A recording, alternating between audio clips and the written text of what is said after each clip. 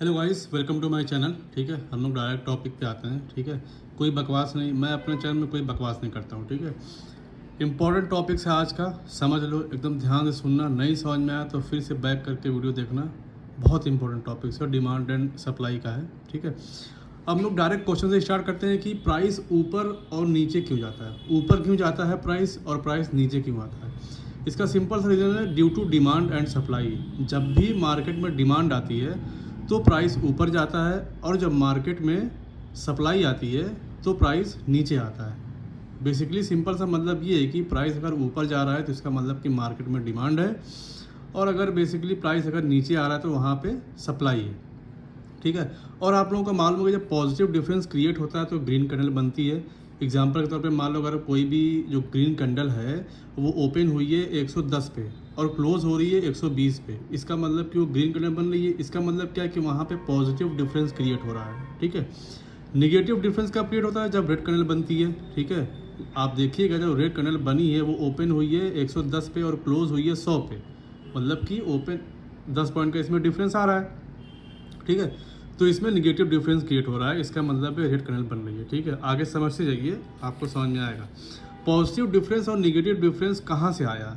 ठीक है, इसका मतलब समझो कि ये डिफरेंस आता कहाँ से है। ठीक है, तो ये डिफरेंस जो आता है ना वो बायर और सेलर के ज़रिए आता है, due to buyer and seller. जब भी मार्केट में आपके बायर ज़्यादा होंगे ना तब पॉजिटिव डिफरेंस क्रिएट होगा, और जब मार्केट में सेलर ज़्यादा होंगे तो निगेटिव डिफरेंस क्रिएट होगा। सिंपल सा मतलब समझो, जब अगर मार्केट में बाइंग हो रही है, ग्रीन कैंडल बन रही है, एक के बाद ग्रीन कैंडल बन रही है, तो इसका मतलब वहाँ पे बायर ज़्यादा हैं, वहाँ पे तब पॉजिटिव डिफरेंस तभी वहाँ पे क्रिएट हो रहा है। और अगर मार्केट में चार्ट पे आप लोग देखो, अगर एक के बाद अगर रेड कैंडल बन रही है तो इसका मतलब वहाँ पे निगेटिव डिफरेंस क्रिएट हो रहा है। इसका मतलब ये है कि वहाँ पे सेलर ज़्यादा हैं। ठीक है, सेलर ज़्यादा होंगे तो नेगेटिव डिफरेंस क्रिएट होगा, बायर ज़्यादा होंगे तो पॉजिटिव डिफरेंस होगा। पॉजिटिव डिफरेंस निगेटिव डिफरेंस किससे आता है?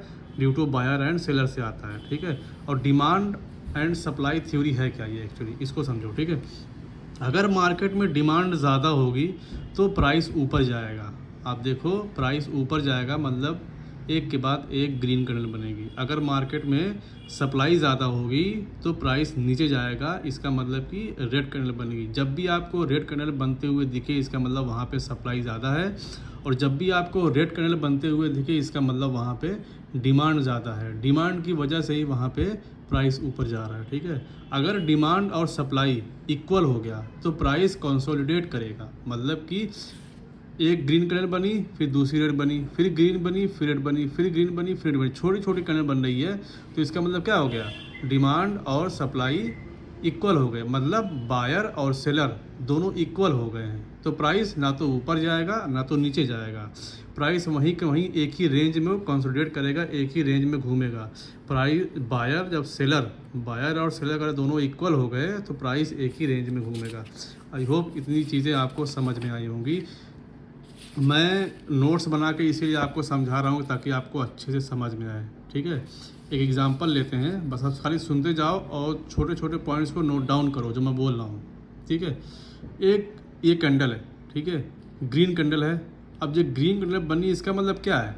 यहाँ पे बायर ज़्यादा है, क्या हुआ है? पॉजिटिव डिफरेंस क्रिएट हुआ है। यहाँ पे ओपन हुई है, यहाँ पे क्लोज हुई है।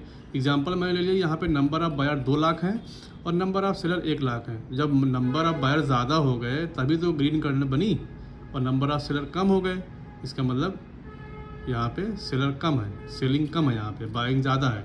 ठीक है, तो क्या हुई? ग्रीन कैंडल बनी।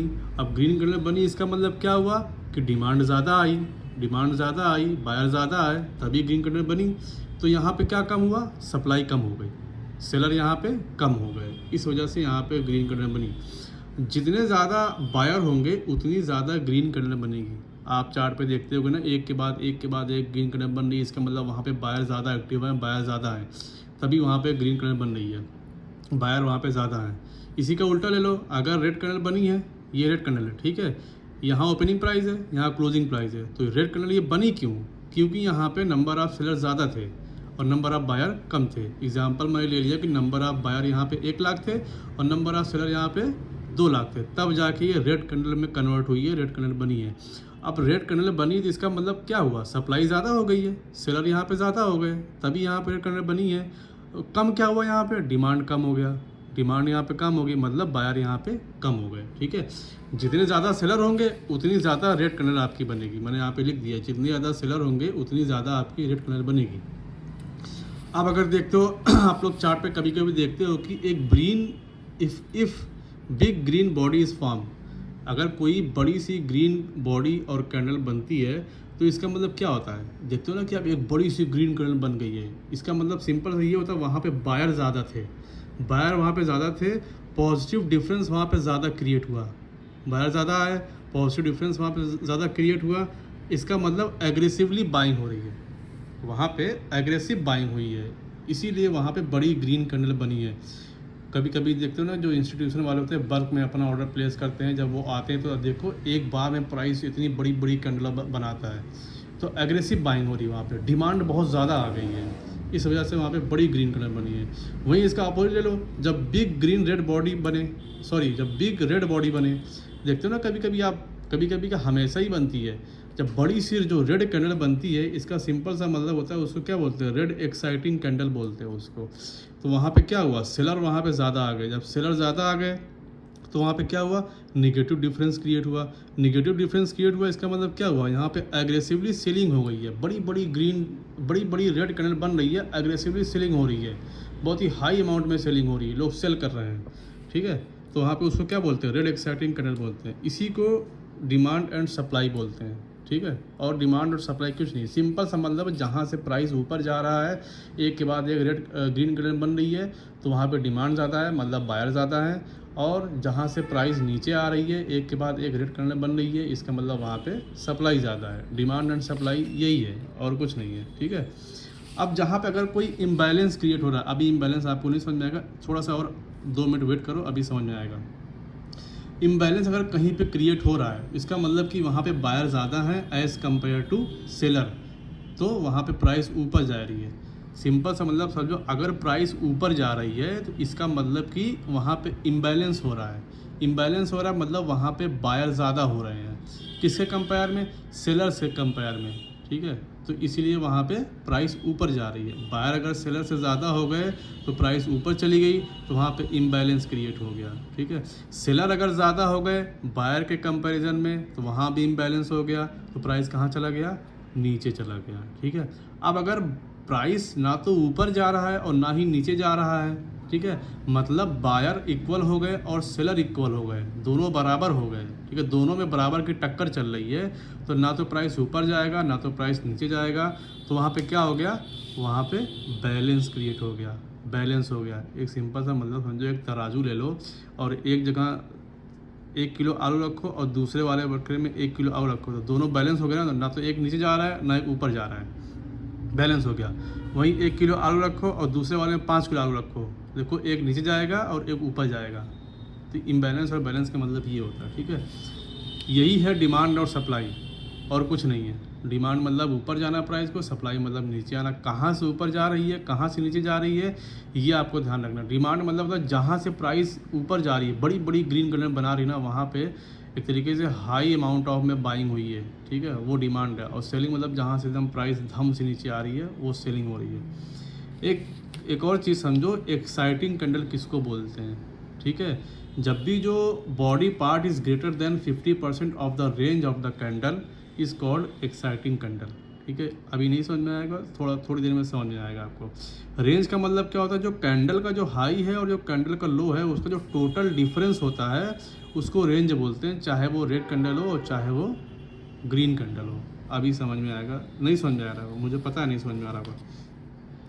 अपर विग एंड लोअर विग को जब हम कंबाइन कर देंगे तो जो बॉडी पार्ट होगा, अगर जो बॉडी पार्ट ग्रेटर होगा तो उसको एक्साइटिंग कैंडल बोलेंगे। यहाँ पे समझो, देखो ये एक ग्रीन कैंडल है, इसमें ज़्यादा आपको क्या दिख रहा है, 50% ज़्यादा आपको क्या दिख रहा है, बॉडी दिख रही है ना, विग छोटी सी दिख रही है, विग छोटी सी दिख रही है, और बॉडी पार्ट रेंज मतलब यहाँ से लेके यहाँ तक, इस पूरे रेंज में 50% ज़्यादा आपको क्या दिख रहा है, बॉडी पार्ट दिख रहा है ना, यहाँ पे ओपन हुई यहाँ पे क्लोज हुई, तो इसको एक्साइटिंग कैंडल बोलते हैं। और ये है नॉर्मल ग्रीन एक्साइटिंग कैंडल।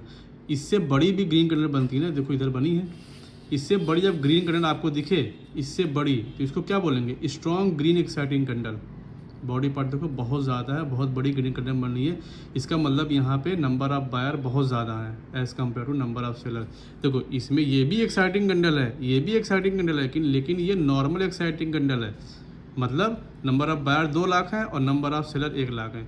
ये देखो स्ट्रॉन्ग एक्साइटिंग कैंडल है, मतलब नंबर ऑफ बायर 3 लाख है और नंबर ऑफ सेलर 1 लाख है। स्ट्रॉन्ग ग्रीन एक्साइटिंग कैंडल, जितनी ज़्यादा स्ट्रॉन्ग एक्साइटिंग कैंडल होगी उतनी अच्छी बाइंग आपके लिए होगी, वहीं पे ज़्यादा पेंडिंग ऑर्डर क्रिएट होते हैं। आगे आने वाली वीडियो में ये सब मालूम चलेगा आपको। बहुत ही इंपॉर्टेंट टॉपिक्स था आज के लिए, आगे आने वाली वीडियो में और भी इंपॉर्टेंट टॉपिक्स होने वाला है, ठीक है।